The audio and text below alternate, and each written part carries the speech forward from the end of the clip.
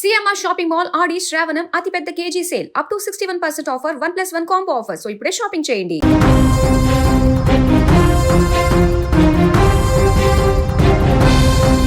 తెలంగాణ కాంగ్రెస్ లో మంత్రి కొండా సురేఖ వ్యవహారం ఏఐసీసీ అధ్యక్షుడు మల్లికార్జున ఖర్గే వద్దకు చేరింది.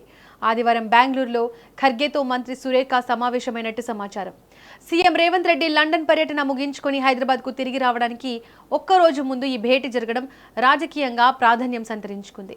పార్టీలో అంతర్గతంగా ఒత్తిడి పెరుగుతున్న నేపథ్యంలో సురేఖ నేరుగా అధిష్టానాన్ని కలవడం చర్చనీయాంశమైంది. సుమారు 15 నిమిషాల పాటు సాగిన ఈ సమావేశంలో కొండా సురేఖ తన వాదనను ఖర్గే ముందు వినిపించినట్లు సమాచారం.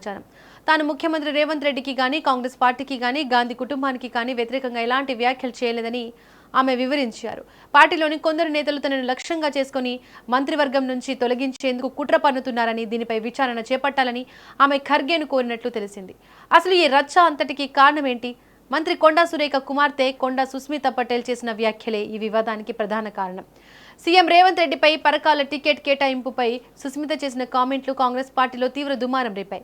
దీనిపై సీరియస్ అయిన పీసీసీ క్రమశిక్షణ సంఘం ఆమెకు నోటీసులు కూడా జారీ చేసింది.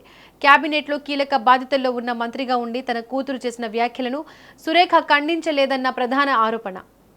అంతేకాదు, పార్టీలోని దాదాపు 20 మందికి పైగా ఎమ్మెల్యేలు, ఎమ్మెల్సీలు ఏకతాటిపైన వచ్చి కొండా ఫ్యామిలీపై హైకమాండ్ కఠిన చర్యలు తీసుకోవాలని గట్టిగా పట్టుబడుతున్నారు. అయితే ఖర్గే వద్ద తన వాదన వినిపించిన కొండా సురేఖ తాను పార్టీకి గానీ గాంధీ కుటుంబానికి కానీ ముఖ్యమంత్రి రేవంత్ రెడ్డికి వ్యతిరేకంగా ఎలాంటి తప్పు చేయలేదని స్పష్టం చేసినట్లు తెలుస్తోంది. తనను మంత్రివర్గం నుంచి కొందరు తప్పించేందుకు కుట్ర పన్నుతున్నారని, దీనిపై లోతుగా విచారణ జరగాలని ఆమె కోరారట. అయితే దీనిపై స్పందించిన ఏఐసీసీ అధ్యక్షుడు ఖర్గే మాత్రం ఆమెకు గట్టిగానే వార్నింగ్ ఇచ్చినట్లు సమాచారం.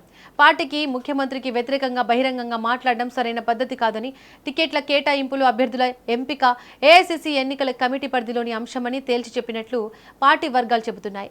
ఉప ముఖ్యమంత్రి భట్టి విక్రమార్కను కలిసేందుకు కొండా సురేఖ చేసిన ప్రయత్నాలు ఫలించకపోవడం, రాష్ట్ర స్థాయిలో తన వ్యూహాలు బెడిసికొట్టడంతోనే ఆమె నేరుగా ఢిల్లీ పెద్దల అపాయింట్మెంట్ తీసుకుని మరీ హైకమాండ్ను కలిశారని పొలిటికల్ సర్కిల్స్లో జరుగుతున్న ప్రధాన చర్చ.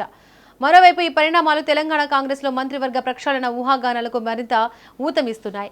సీఎం రేవంత్ రెడ్డి హైదరాబాద్కు తిరిగి వచ్చిన తర్వాత ఈ వివాదం ఎలాంటి మలుపు తిరుగుతుంది, హైకమాండ్ ఎవరి వైపు మొగ్గు చూపుతుంది అనేది ఇప్పుడు రాష్ట్ర రాజకీయాల్లో అత్యంత ఆసక్తికరంగా మారింది. తెలంగాణ కాంగ్రెస్లో రాజుకున్న ఈ పొలిటికల్ అగ్గి రానున్న రోజుల్లో ఎలాంటి పరిణామాలకు దారితీస్తుందో చూడాలి.